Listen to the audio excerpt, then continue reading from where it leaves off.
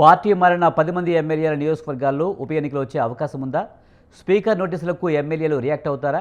ఒకవేళ ఉప ఎన్నికలు వస్తే 10 అసెంబ్లీ నియోజకవర్గాల్లో బీఆర్ఎస్ పరిస్థితి ఏంటి? గులాబీ పార్టీకి బలమైన అభ్యర్థులు ఉన్నారా? పార్టీ మారిన ఎమ్మెల్యేల నియోజకవర్గాలపై కేటీఆర్ ప్రత్యేక దృష్టి పెట్టారా? ఇంతకు ఏం చర్చ జరుగుతుంది? Watch the story.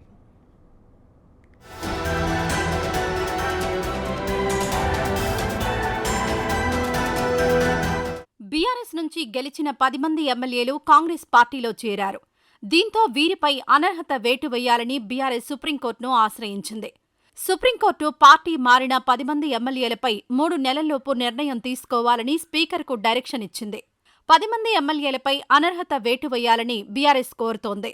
దీంతో స్పీకర్ గడ్డం ప్రసాద్ కుమార్ యాక్షన్ షురూ చేశారు. 10 మంది ఎమ్మెల్యేలకు స్పీకర్ నోటీసులిచ్చారు. పార్టీ మార్పు అంశంపై వివరణ ఇవ్వాలని స్పీకర్ ఎమ్మెల్యేలకు నోటీసులిచ్చినట్లుగా తెలుస్తోంది.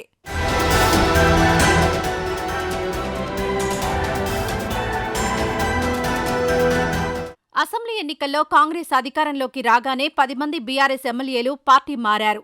వీరిలో Khairatabad MLA Danam Nagender, station Ghanpur MLA Kadiyam Srihari, Chevella MLA కాలే యాదయ్య, భద్రాచలం ఎమ్మెల్యే తెల్ల వెంకట్రావు, బాన్సువాడ ఎమ్మెల్యే పోచారం శ్రీనివాసరెడ్డి, గద్వాల ఎమ్మెల్యే బండ్ల Krishnamohan Reddy, Rajendranagar MLA Prakash Goud, Serilingampally MLA Arikapudi Gandhi, Patancheru MLA Gudem Mahipal Reddy, Jagtial MLA Sanjay Kumar ఉన్నారు.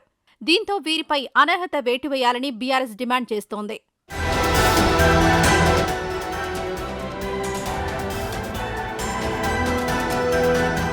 ఇక పార్టీ మారిన 10 మంది ఎమ్మెల్యేల నియోజకవర్గాల్లో బీఆర్ఎస్ పరిస్థితి ఏంటి అనే చర్చ పొలిటికల్ సర్కిల్స్లో నడుస్తోంది.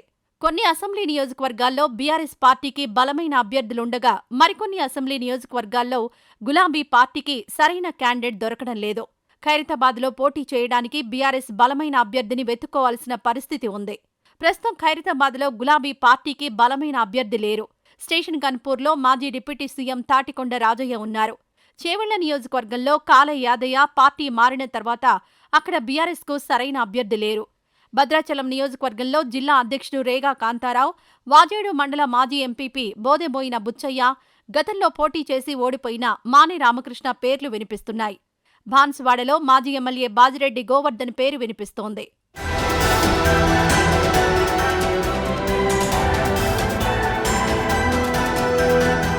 గద్వాల అసెంబ్లీ నియోజకవర్గంలో సిట్టింగ్ ఎమ్మెల్యే బండ్ల కృష్ణమోహన్ రెడ్డి పార్టీ మారారు. దీంతో అక్కడ స్థానికంగా బలమైన నేత కోసం బీఆర్ఎస్ ఎదురుచూస్తోంది. సాట్స్ మాజీ చైర్మన్ ఆంజనేయ గౌడ్ పేరు బీఆర్ఎస్ వర్గాల్లో ప్రచారంలో ఉంది. రాజేంద్రనగర్ అసెంబ్లీ స్థానంలో ప్రకాష్ గౌడ్ పార్టీ మారారు. దీంతో అక్కడ సబితా ఇంద్రారెడ్డి తనయుడు పటోళ్ల కార్తీక్ రెడ్డి పేరు వినబడుతోంది.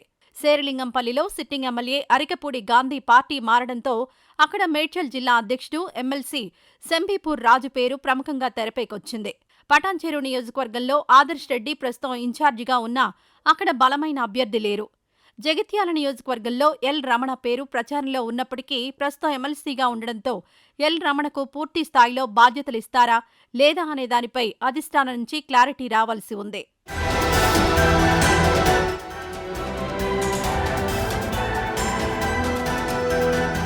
పది మంది ఎమ్మెల్యేలపై సుప్రీంకోర్టు డైరెక్షన్తో బీఆర్ఎస్ అలర్ట్ అయింది.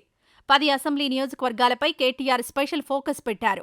10 అసెంబ్లీ నియోజకవర్గాల్లో పర్యటించే విధంగా కేటీఆర్ యాక్షన్ ప్లాన్ రెడీ చేస్తున్నారు. అందులో భాగంగా ఈ నెల 24వ తేదీన శేరిలింగంపల్లి అసెంబ్లీ నియోజకవర్గంలో విస్తృత స్థాయి సమావేశాన్ని ఏర్పాటు చేశారు.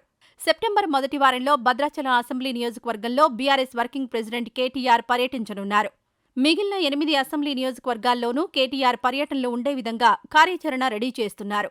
కేటీఆర్ పర్యటనల ద్వారా ఆయా అసెంబ్లీ నియోజకవర్గాల్లో క్యాడర్ను యాక్టివ్ చేయడంతో పాటు ఉప ఎన్నికలొస్తాయనే సంకేతం ఇవ్వాలనే టార్గెట్గా కేటీఆర్ పర్యటనలు డిసైడ్ అయినట్లుగా తెలుస్తోంది.